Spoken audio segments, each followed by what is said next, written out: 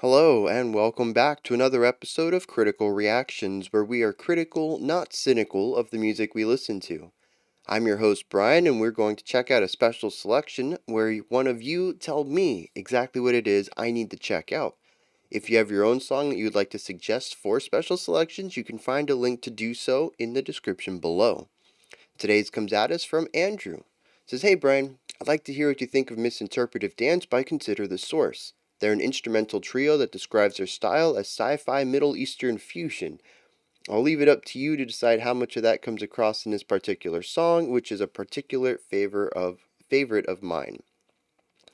So, that's an interesting description. Let's dive into this and see what Consider the Source is bringing to the table today.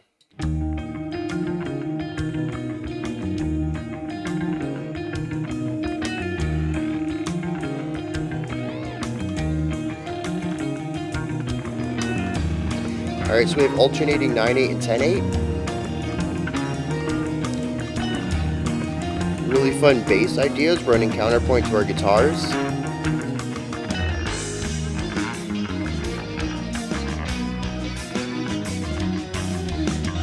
Really fun guitar tones as well. Not this one in particular, but the last one when it gets a little bite to it.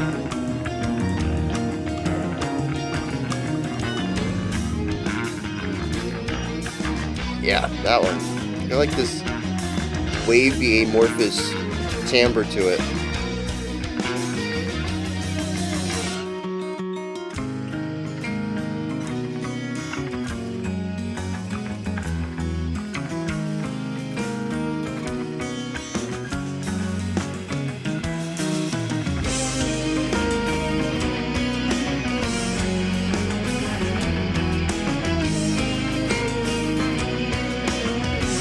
Yeah, so many moving parts, but just a really nice flow between them all.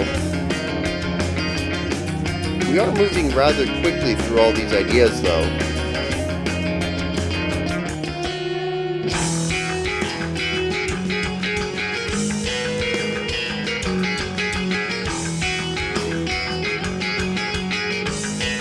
Interesting.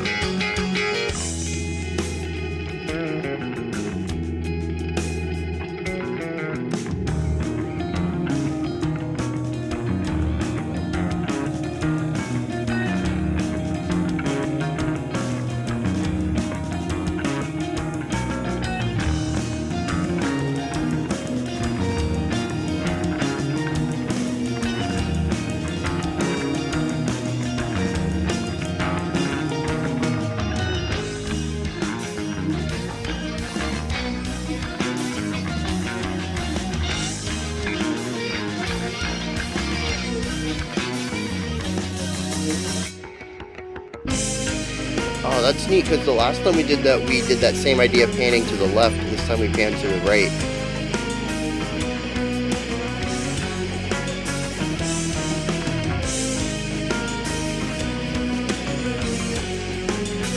It's really interesting listening to how the drum decides to subdivide these time signatures.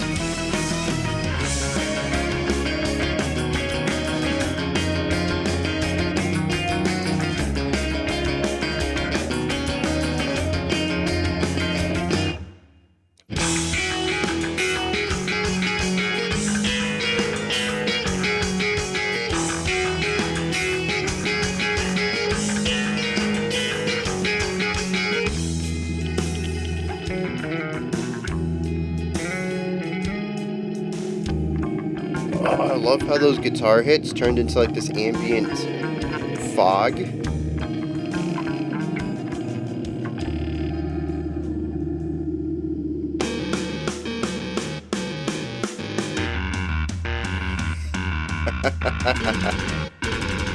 Reminds me of an old chord synthesizer with some chiptune explosion sounds.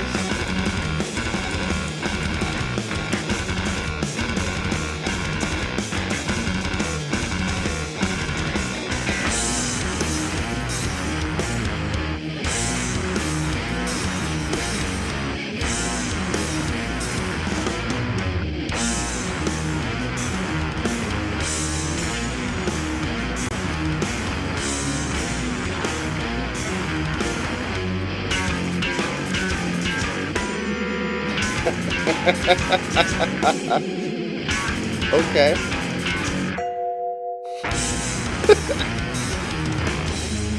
Oh man.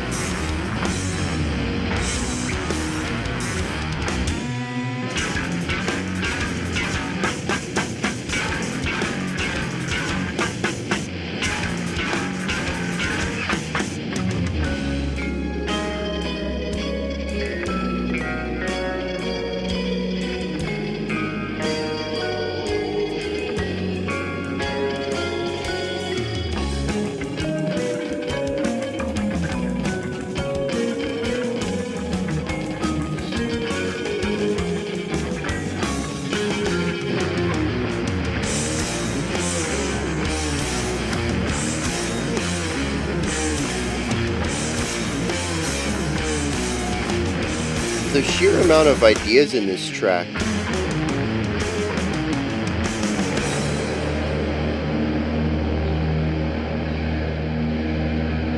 It's impressive.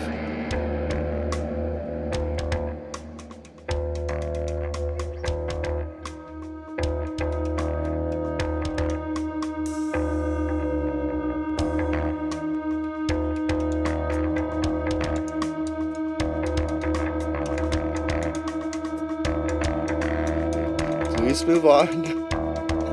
Oh man, that dissonance.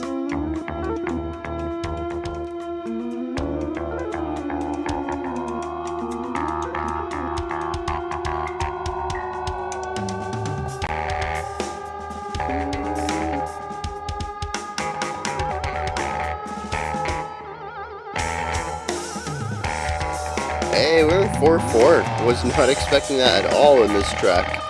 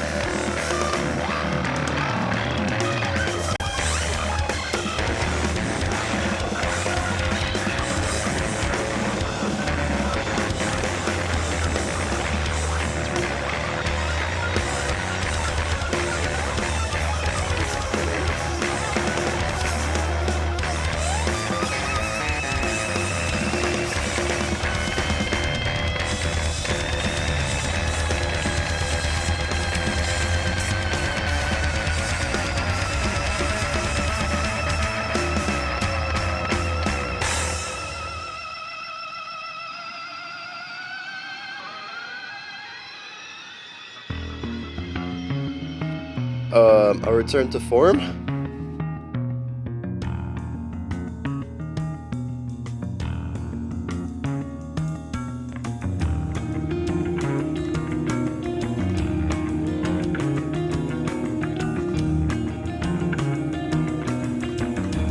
$17.16? Oh no, it'd be $15.16.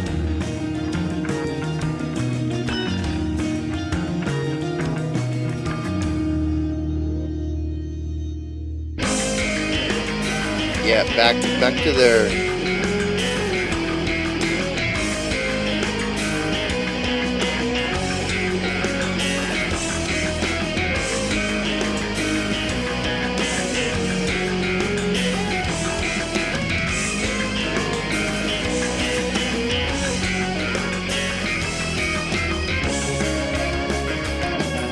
Not only just a return to form, but we're actually reutilizing some of the other ideas we've heard before as well.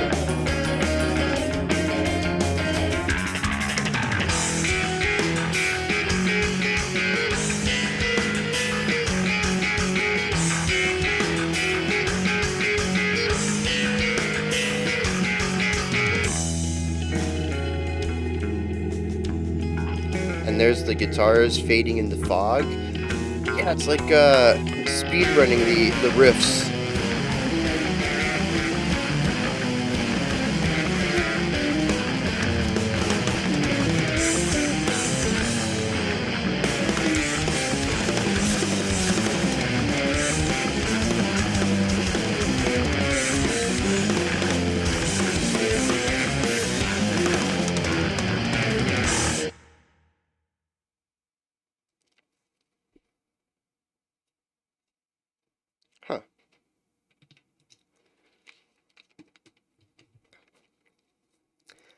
So this was a fun track. I don't know that I hear sci-fi or Middle Eastern or a fusion of the two. I mean, I guess I can kind of get a sci-fi vibe out of it, but it's primarily going to be on timbre, guitar tone, the sounds that they're utilizing to play the music. But when I think about the music itself, which is typically how I listen to songs, it's more about the sounds themselves, or sorry, the notes themselves and how they're produced. I kind of view them separately, I think, which is why when I talk about music, I tend to talk about what's happening musically and the production of it separately. They do go hand in hand. You can't create music devoid of timbre. I mean, you can, but that's just sheet music. Then you have to envision it in your head, and you're going to make up timbres to go with it. To listen to music is to hear a production of it, whether it is all acoustic or electronic. But I do try to, well, I don't even try, I just do separate the production from the music when I listen to things. Um, or I try to. There's certainly cases where I find it more difficult to do so. But yeah, here I'm not really hearing much of a Middle Eastern flair in the music either, or even in the timbres. Um, this just feels like prog rock to me, straight up prog rock. Um, Maybe they have specific influences from Middle Eastern music. Maybe some of the instrument tones, the guitar tones that they utilize, come from sci-fi. Maybe they, um, heard a sound effect or a soundtrack to a sci-fi film and was like, oh, we want to make a guitar tone out of that. And their inspiration does, in fact, come from science fiction media and Middle Eastern music, but the end result, I think, despite being influenced by those two elements, doesn't really shine through in the music. The music to me seems to be more inspired by uh, bands like Dream Theater, or even in any of the '70s prog stuff, especially the um the more eclectic bands like Colossus 2. Is that what the band's called, or is that the song? Um, oh, maybe that's not it. Colosseum.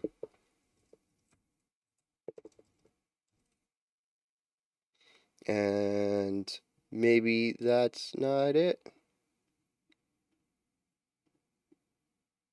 Oh, yep. Colosseum 2. Ah, it's got two S's in it. That's where I messed up.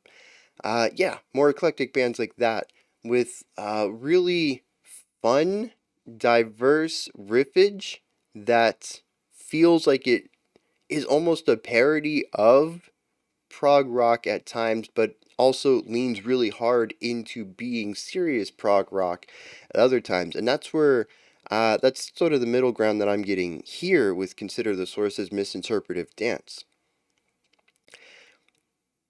There are plenty of individual sections that I can point to and say, this is a very serious uh, prog rock. They took this very seriously. They crafted something that would definitely fit in with some of the greats. I mean, the song starts off with a 19 bar or a 19 beat phrase. They decide to break it up into groupings of 9 and 10. Um, but, well, not but. I'm going to assume that it is written as 9/8 and 10/8 on the sheet music. If they have sheet music, with something this complex, I would hope that they notated it somehow, even if it's just tabs. Um, but if they just come up with this on the fly because it sounds good and then they just memorize it, I mean, I kind of have a little bit more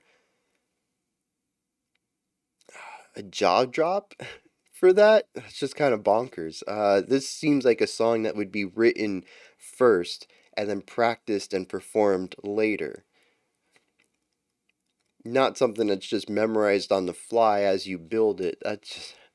That sounds bonkers. But I'm sure there's lots of bands out there. A lot of traditional rock and metal, especially from the earlier days, and probably still a lot more now, but I don't have as much information on that.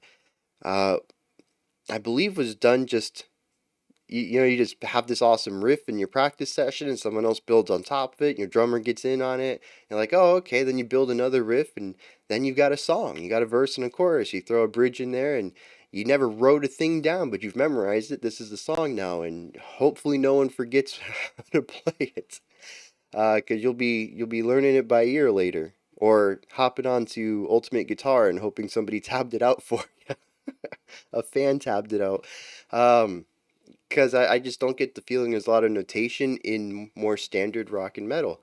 But when it comes to prog rock, prog metal, um, the mathier stuff, mathcore, math rock, I feel like a lot of this needs to be notated somehow, whether it's traditional notation or tabulature, just because it's so complex. Like this, that just memorizing it today on the fly and hoping you don't forget a single note in tomorrow's practice session just seems uh, it, it seems like a lot.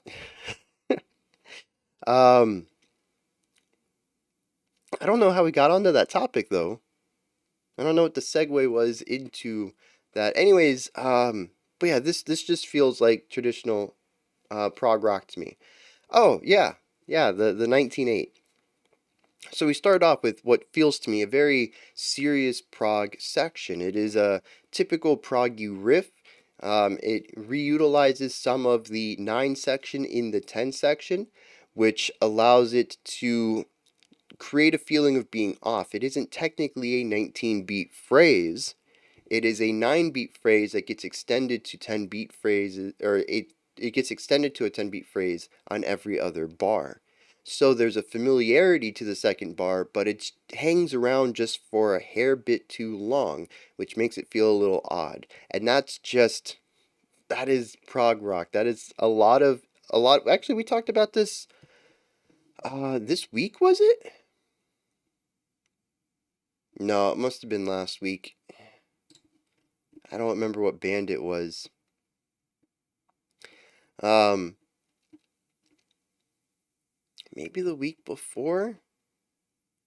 I don't know. It was recently though, where I talked about that this was a pretty common phenomenon in prog rock, where you work with shifting time signatures, but you don't change the base idea. Maybe you have a 4 beat idea that you can craft a 4 beat bar, a 5 beat bar, a 6 beat bar, or a 7 beat bar out of just by expanding what comes at the end of it. Um, And we even heard a very simple idea here with that we had this moving idea, and then at the end of it, it took the last 2 notes and just went bum bum bum bum bum bum. And then they would take that core idea again, and then go back to just playing the last 2 notes of it for as much length as it needed until we could get back to beat 1. That's a very simplified version of this idea. Uh, But yeah, so very standard prog rock idea of utilizing a bass idea to fill out extra space for longer phrases because time signatures are shifting all over the place. Yeah, just a very serious idea there. But then we also have very fun proggy ideas, and proggy I think is we need to define it a little bit because it's kind of this umbrella term for anything that is outside the norm of rock. And that's I mean, it's accurate, but it's also very broad. So I think for a different term here, instead of saying that it's a silly proggy section, I want to say that it's a silly experimental section. It's a silly, unusual section. It's not typical for rock.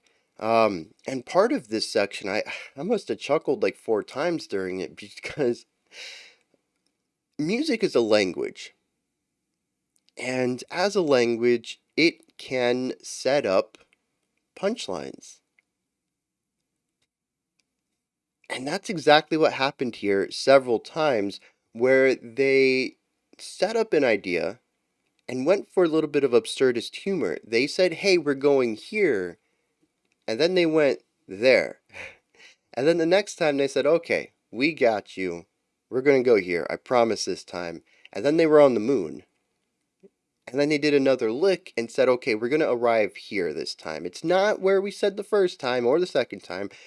We promise we're going to go here. And I'm like, you're not going to fool me this time. And then they actually went where the music said they were going, where it kind of led them to. Um, so yeah, I mean, rule of threes, that's straight up comedy right there. And just the absurdist idea of telling you or giving you certain expectations based on how everybody else does something, and then going in the complete opposite direction, sometimes just doing something completely bonkers that seems very out of the ordinary. And that, I don't remember, what was it, like a train bell or something? It was just such an unusual, unexpected timbre, instrument, sound, uh, for that downbeat. Man, such a good moment though. Um, and like they just kind of bounce back and forth between these two for a little bit, primarily leaning on the more serious vibes, but I mean on the more serious writing, but there's always this playfulness to everything, and occasionally they'll lean real hard into that silliness. A lot of how this is crafted though, and this is really what I find impressive, is riffs. This song is made up of, I don't know, like 20 riffs. And we move through them so quickly. Prog rock to me is a genre that tends to take its time. We stay in a section as long as we need to. I think part of that might be a small tie to the rock base of prog rock, which is the lyrics. When we listen to bands like King Crimson and Genesis and Yes,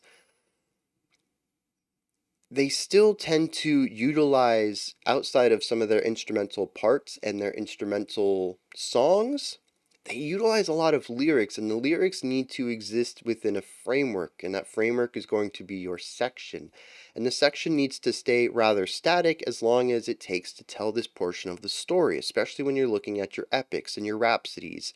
Your songs that don't necessarily obey the verse, chorus, uh, song structure. They still need to stay within their A section or the H section, or whatever section of the song they're in, long enough to tell their story. And the section is going to be loop based. It's going to be riff based. They're just going to keep repeating what they're doing until the lyrics are done. Without having lyrics, though, or even in a sense a lead melody, there's nothing to really dictate when we should move on. All we have is a riff, the guitar riff, the bass riff, and the drum pattern. How many times should we play that? How many times should we repeat this? Well, I don't know.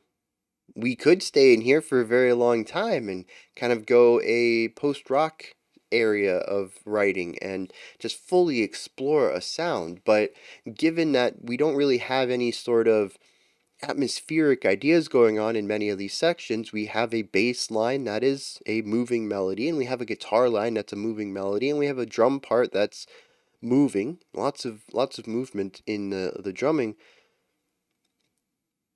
We don't really have an atmosphere to lean into.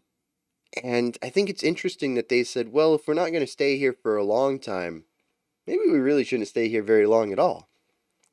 And so we end up with a prog track that feels like it is speed running its own song. We get about 4 to 8 bars with each riff before moving on to the next. It feels like we quickly move between all these sections. It is the opposite of a slow burn.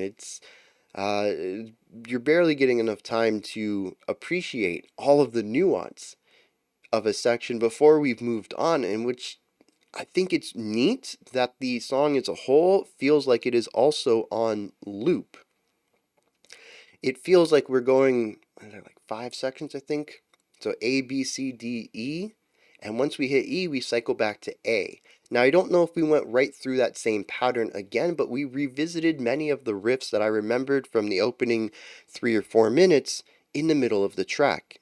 It wasn't until like minute 5 or 6 or 7, something like that, Oh no, I think 7 would be too late. 7 was the return to form. When we reach a brand new part, brand new feeling, we actually went for more of an atmospheric vibe. But prior to that, we move through these ideas so quickly, and like I said, I appreciate that we cycle back to some of them at least, just giving me a second chance to say, oh, I might have missed something here because there's a lot of information, a lot of moving parts, and we went out of, we got into it and left it so quickly. But that speed was definitely an aspect of the track that I felt. Again, not just in the moving parts. There's definitely a lot of speed in pretty much the constant eighth notes that we hear from most of the instrumentation, but also the fact that we just move from these sections so quickly. And I appreciate that. I would much rather feel like I missed something and want to return to a section than feel like it's overstayed its welcome. Um, and I just don't typically get that with prog rock too often. And I don't know why. Prog rock just really likes staying in sections for a while, and that's fine and all. It's just not for me. And there's definitely some prog bands that keep the movement going. Um, Dream Theater is not a band that I think I've ever talked about moving too slowly before. They seem to be a band that has, if nothing else, maybe a little bit more of a pop element to their progginess, where they really want to move to the next section as quickly as possible.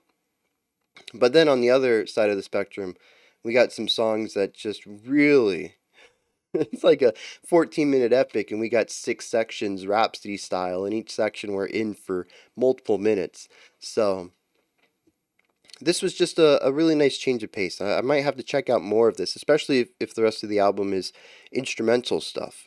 I don't know if that's because they don't have a singer, or actually, I can check right here. They had a personnel list. Yeah, we have a drummer, a bassist, and a guitarist. That's it. Now maybe somebody doubles up his vocals. Oh, we got a picture here too. Yeah, there's no microphones at all. Oh, he plays a double neck guitar. That's cool. Um, yeah, appreciate the quickness, the swiftness that we move through ideas. Um, Timbre. I think this is really important because not only is each section separated or identified by its time signature or ideas, but also by tone. Some sections have very clean guitar tones, some have guitar tones with bite, some have bass tones that sound like bari saxes. Just getting a lot of that fuzzy horn sound to it. Um, and some sections have this mist-like quality to the guitars where you barely hear the attack and it quickly dissipates into just this resonant, uh, lengthy fade out. Almost like there's no attack, but it's all release on this, and it's just you hold on to that resonant tone and allow it to reverberate for an entire bar, and it just kind of feels like auditory mist. I don't know, maybe that one's just me. But every section has its own sound identity, what the instruments sound like. I think the drums are the only ones that don't change at all throughout this track. They're just drums. They're not using MIDI triggers or anything like that. And it doesn't seem like they're doing any effects in post either. So, but the guitar and the bass, every section, I mean, they're switching to a different set of pedals and sounds and settings. It is I find it impressive for many of the same reasons that I find the fact that there's so many riffs impressive. It speaks to an amount of creativity, and I'm not going to say that every single section of the track was perfect. When you have to create a dozen riffs for a song, and each riff is only going to be played for less than a minute tops, maybe just over a minute tops, um, not every single thing you're going to have is going to be, a phenomenal thing. This is definitely a song that feels a bit more like quantity over quality, where quality isn't always sacrificed, but there's definitely some differences in quality between the quantity. Some of the riffs are better than others. If this is how they write, we're talking about an album, 9 songs. Um, we're looking at probably about a 40 or 50-minute album. I wish Bandcamp would put album length here. Uh, this could be close to 50, 60 riffs on this album. Um, if you're putting 60 riffs on an album, you are either a genius and they're all going to be great, and you probably also left like another 200 on the cutting room floor, or you're going to end up with some great ones and some decent ones, because that's just a lot of riffage to put into and actually that's riffs per instrument, because the bass has its own moving ideas. The bass just, it doesn't sit there. It plays counterpoint to the guitars. So, yeah, definitely a lot of quantity, and the quality is going to dip a little bit on that. And that's okay. Not everything has to be perfect all the time. Not everything you write has to hit 10 at every moment.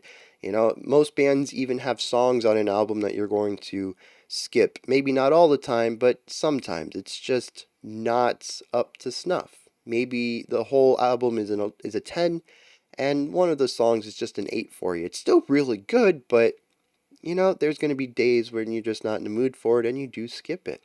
And if great bands can have a bad song, a band that has a lot of riffs is going to have some that aren't so great as well. It's just human. So I don't want to use that as a negative, but I do want to point it out that there's just a lot of ideas. But I got onto this because we were talking about timbre. There's not just a lot of riffs, but there's a lot of timbres as well. There's just a lot of creativity to this song in particular, and possibly the whole album, in that every section is almost a unique idea. Oh, they even, I'm going to have to touch on this in a second too. It's not just about making new riffs, they also make new timbres, new guitar tones with their pedals and their effects and everything. There's just a lot of creativity going into every single section of this that at least I find to be a bit inspiring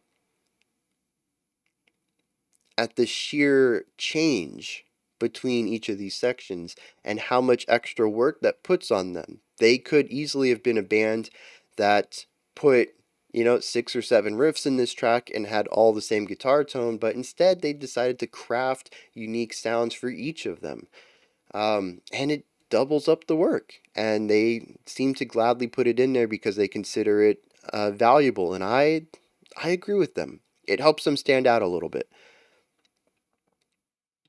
Now, each section does feel different, though, and that can sometimes hurt. For instance, in this case, I can't tell you what the song is about. I don't have any overarching themes or feelings or emotions. It was certainly a journey.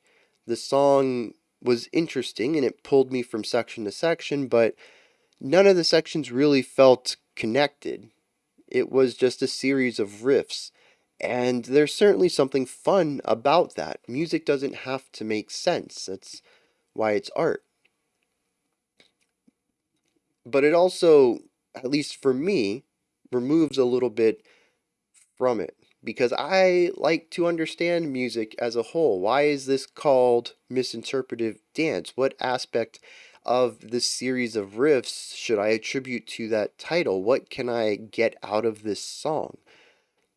And at least right now, I don't really get anything out of it because it doesn't feel like a unified whole. It feels like a bunch of disparate parts that were put together in an audio workstation and rendered into an audio file.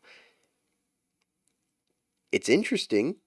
I don't think there's any moment that I feel like they drastically changed styles and went into a section that completely didn't fit. It still was cohesive, it just didn't tell me a story, and part of that's going to be on me as the listener.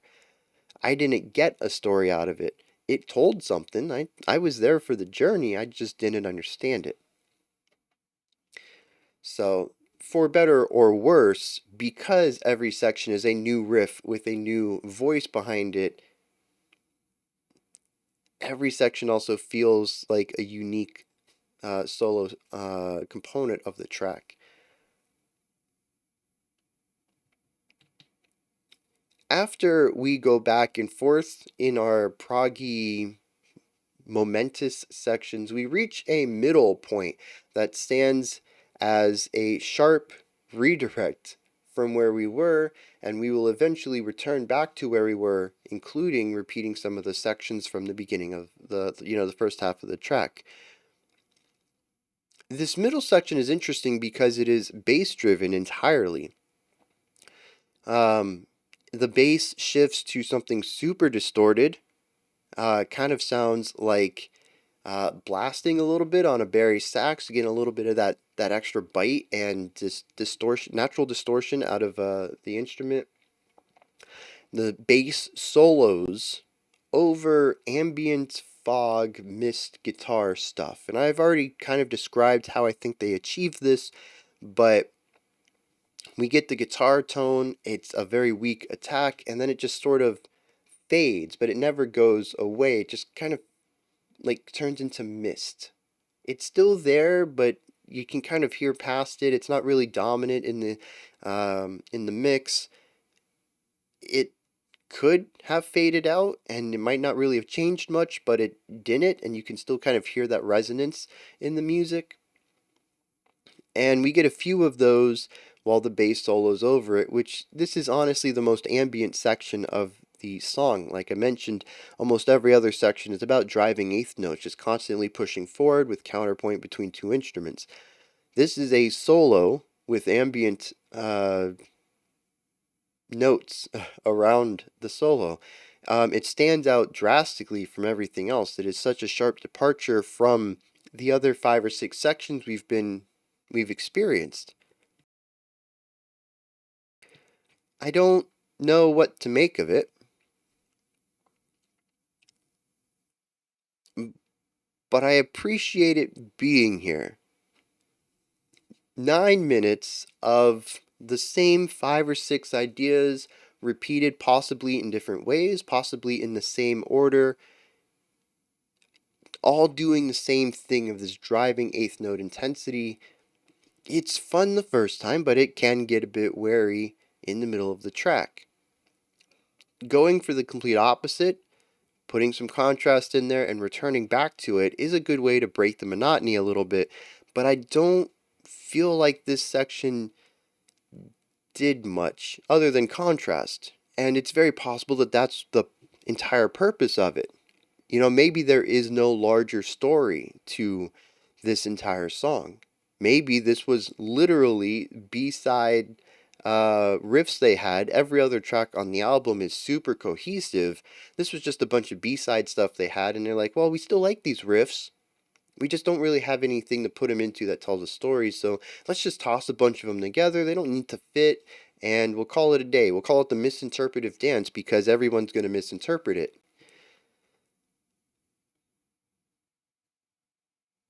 That's actually kind of clever.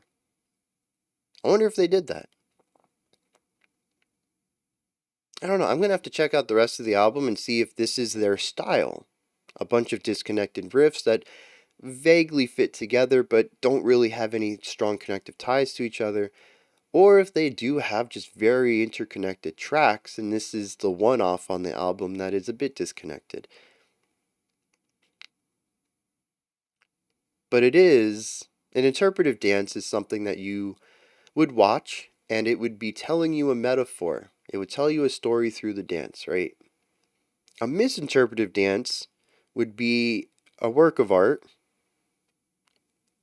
that specifically leads you on and tells you the opposite or presents elements that most people would interpret as the opposite of the intended idea. So if an interpretive dance is supposed to be about rage and conflict, the dance would typically have very sharp movements to it, quick movements, aggressive movements, wide movements. You definitely not see anything small and constrained. It would be wide. It would be explosive. There would be lots of maybe like from a crunch to like a full body stretch. You would need these elements in it.